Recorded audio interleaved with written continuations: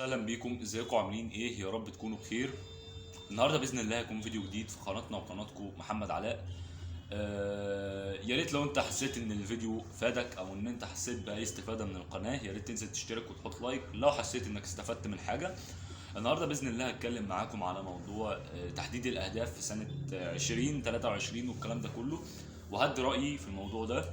انا عن نفسي واحد من الناس هدي وجهة نظري في الحوار ده. وارد تكون صح وارد تكون غلط، ولكن هي من وجهة نظري هي صح. يعني انا شايف ان الموضوع ده صح. طيب ايه هو؟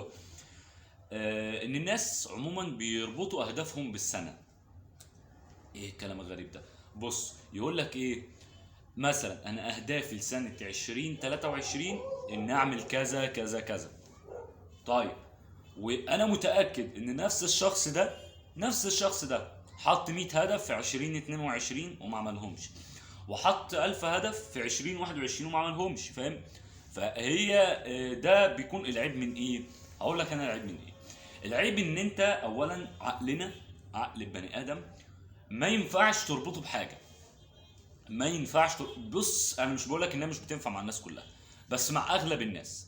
ما تكونش انت كسول بطبعك وتربط عقلك بمهام يعملها في سنة كاملة وهو مش هيعملها اصلا.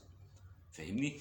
يعني انا متأكد ان انت دلوقتي مثلا انت حطيت اهدافك ل 2023، كويس جميل. بس انا متأكد ان انت برضو نفسك حطيت اهداف ل 2022، وانت برضو نفسك حطيت اهداف 2021. امال ليه الحل يا محمد؟ يعني نعيش كده بلا هدف؟ لا يا عم، ما قلتلكش تعيش بلا هدف. خلي قدامك هدف على طول ويكون هدف واحد. تمام؟ انا مثلا كمحمد علاء حاطط هدف اني اوصل بالقناه دي 1000 مشترك، وباذن الله هحققه. هل انا بقى ارتبطت ب 2022 ولا ب 2023؟ لا، هي زي وقت ما تيجي. فهمت الفكره؟ وما اجبرش نفسي بحاجه معينه، لان زي ما قلت لك الانسان بطبعه كسول. وعقلك لما يلاقيك ان انت اجبرته على حاجه وفي مده هيقولك مش هعملها. وانت بقى ما بالك بقى انت وعقلك بتحاربه. فاهم؟ فاللي انا عايز اقوله لك، ما تربطش اهدافك بحاجه معينه، او ما تربطش اهدافك بسنه معينه. تمام؟ ما تقولش اهدافي ل 2023 نعمل كذا.